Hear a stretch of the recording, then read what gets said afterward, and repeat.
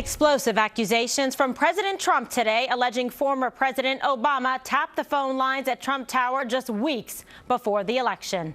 Welcome to Waters World, everyone. I'm Kimberly Guilfoyle, in for Jesse Waters. So are the accusations true? What does Obama say about all of this? Who is behind it? And are these alleged taps even legal? We'll talk about all of that and much more tonight. But first, we head to Mar-a-Lago, where President Trump is about to meet with some of his staff. Fox News correspondent Kristen Fisher is there with the very latest from his camp. Kristen? Hey, Kimberly, well, it's been over 12 hours since President Trump first tweeted out this shocking claim that former President Barack Obama wiretapped some of the phones inside Trump Tower during the campaign. So it's been several hours, and yet we still haven't heard from many White House officials. They haven't really provided any proof or evidence yet to back up these claims. But let's take a look at really the tweet that started it all from President Trump this morning. He said that, quote, "How low has President Obama gone to tap my phones during the very sacred election process? This is Nixon Watergate bad or sick guy." Well, in response to that, Democratic Congressman Adam Schiff said this, and I'm quoting here. He says, "If there's something bad or sick going on, it's the willingness of the nation's chief executive to make the most outlandish and destructive claims without providing a scintilla of evidence to support them."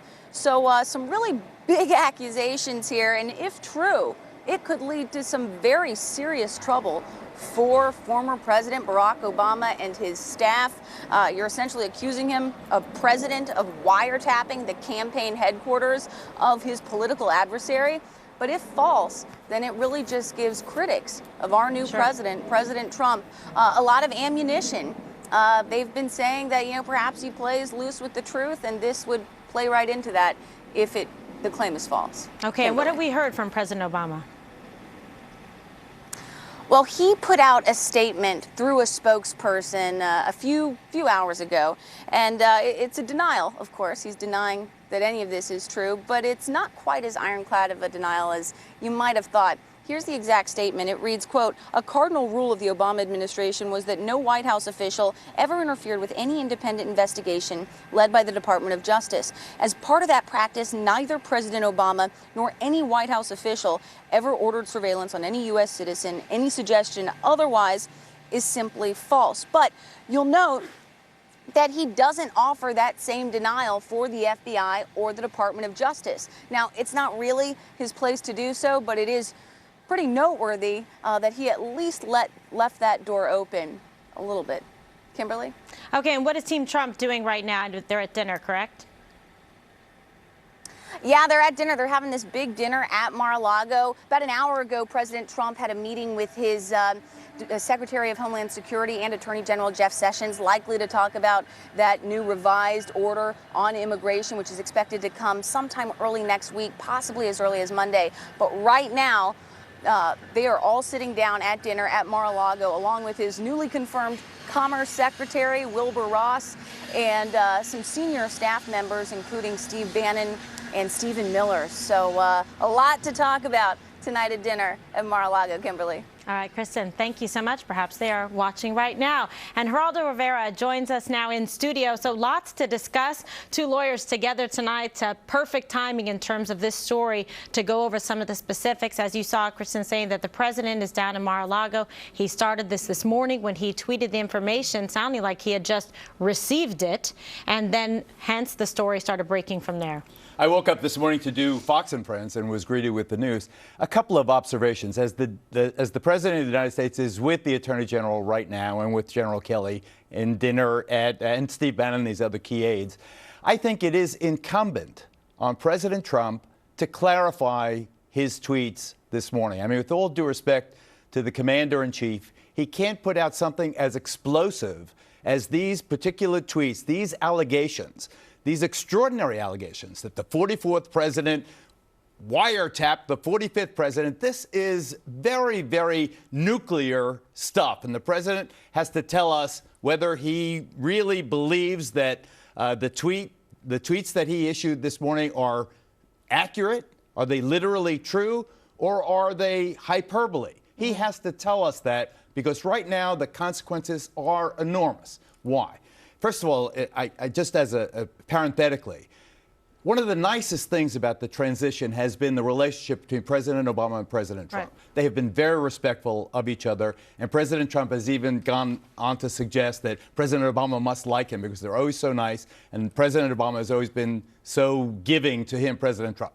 So for him to call President Obama bad and sick, I mean, wow, there must be something going on. Now, is it paranoid ravings of the new president? I don't think so. He wouldn't just get up there, read Breitbart, and start spewing stuff about wiretapping.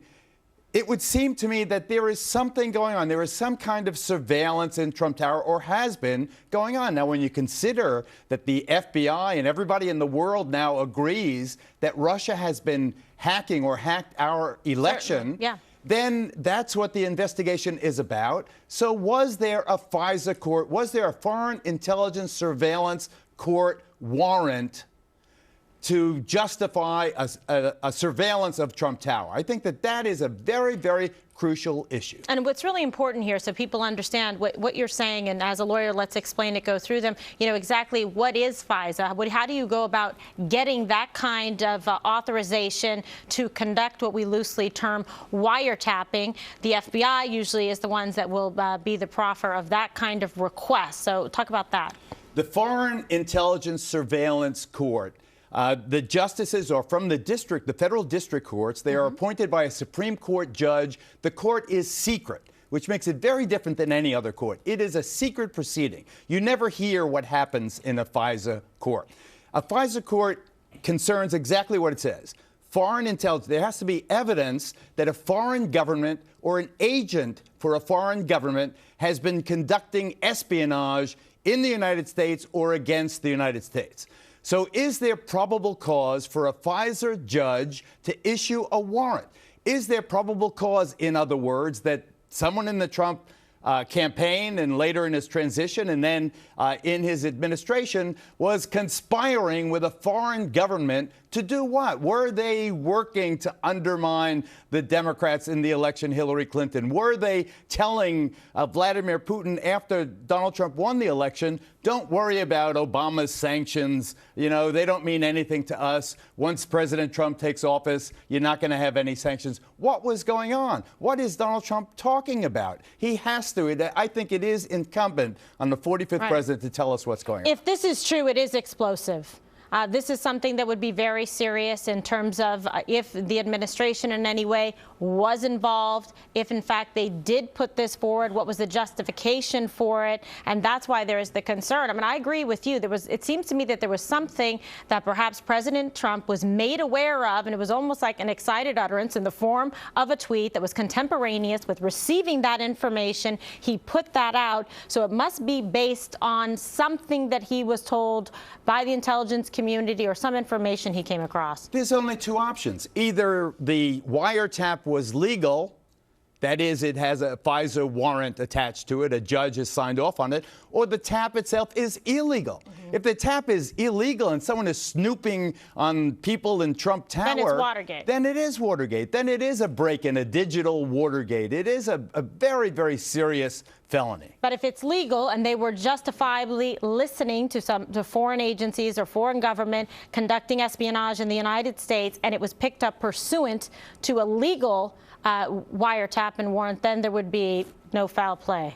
What is the probable cause? Right. What is the justification for it? What is the justification, the legal justification? How in the world did they get a warrant? What was going on that convinced the judge that there was probable cause to issue this warrant? Because there has to be some means or grounds available to say that there is sufficient evidence that there's some kind of crime that has occurred or something going on as it relates to espionage, which is a little suspicious since we've been getting all this information about the Democrats trying to associate, during even the election, President Trump, his team at the time, candidate Trump, with the Russians, saying there was some kind of nefarious relationship going on. Yeah, I love the fact that the Trump administration and the Republicans are showing pictures of all these prominent Democrats with the Russians, with the old commies. Oh yeah, look at there he is having donuts. Senator Schumer having donuts with the Russian ambassador, the spy master, and all the rest of it. Good for the goose, good for the gander. Let the Democrats be embarrassed. Well, this is much more serious. Yes, absolutely true. And that Russian ambassador was at the White House 22 22 times under President Obama. So he was at all the functions.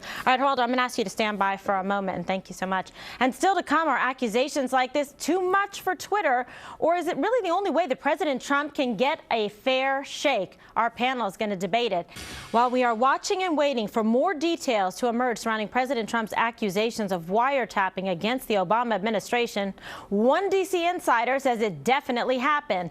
Kathy Aru is that insider. She's a liberal journalist who served as a senior advisor in the Bush administration, and she joins me now. So, Kathy, what do you know? All right. Well, my sources this morning, my source from the White House told me she thinks it's all true. She said there were concerns that Trump, and this is from the White House and the administration, so inside the White House, there were concerns that Trump and his surrogates may have been colluding with the Russians as a possible bargaining chip to influence the election. Therefore, wiretap was conducted. Okay, so the idea is, in fact, that they went ahead and believed that this information was correct, went to the FISA court, then based on probable cause, put the evidence forward to say, we have this information and belief, and therefore we want this granted. It just seems highly suspicious, because that seems to be being used for improper means. In fact, to say, well, we want to spy on them to see what they're doing during this election process, where there's this tight race between, at the time, candidate Trump and Hillary Clinton. Right, and my source believes it. After 7.5 years with the Obama administration, had heard that there were concerns, and she said that she is not sure who secured the warrant. That's her one question. Who secured the warrant? But the White House and the administration, they were concerned, and they did discuss the wiretapping. Very interesting. We have a Geraldo Rivera who's still here with us on set. Based on what she's saying from those inside sources, does that change some of the opinion that you have on this? It doesn't. Let me just say, for a probable cause in a FISA context is very, very difficult to attain. You really have to have the goods. In this context, in the context of a presidential election, a closely contested election, where these two camps were out to kill each other, imagine the level of probable cause you would need for a judge to issue a warrant. I just think that if this story is true, then there's something very explosive going on. That's why I want President Trump, to tell us that he misspoke or put it in context. I mean, to talk about Nixon and Watergate and so forth, he really owes us a clarification. My source, direct quote, said the intelligence community did its due diligence given the threat of the Russian influence. So it was merely due diligence by conducting the wiretapping. They had to do it. Something was heard. They did their due diligence. So she is confirming that the White House and the administration was aware of it. Very interesting.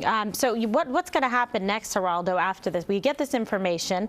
It sounds like, at least, perhaps we don't know, because this is just breaking news tonight and the story is developing, but it sounds like perhaps that this did occur, and then we just have to check into what was the reason behind it. But if they did due diligence and came up with nothing, you know, due diligence doesn't mean they found something. Right. Due diligence means it was incumbent on them to do the investigation.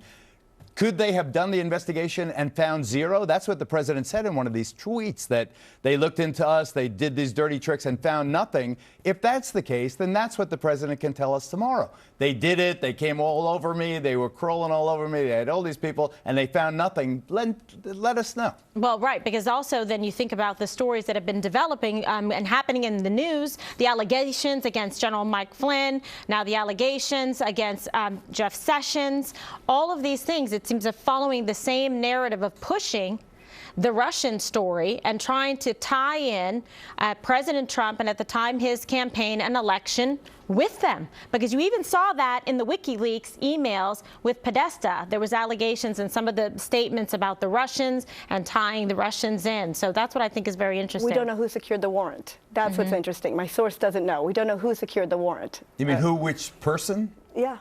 Did the president know?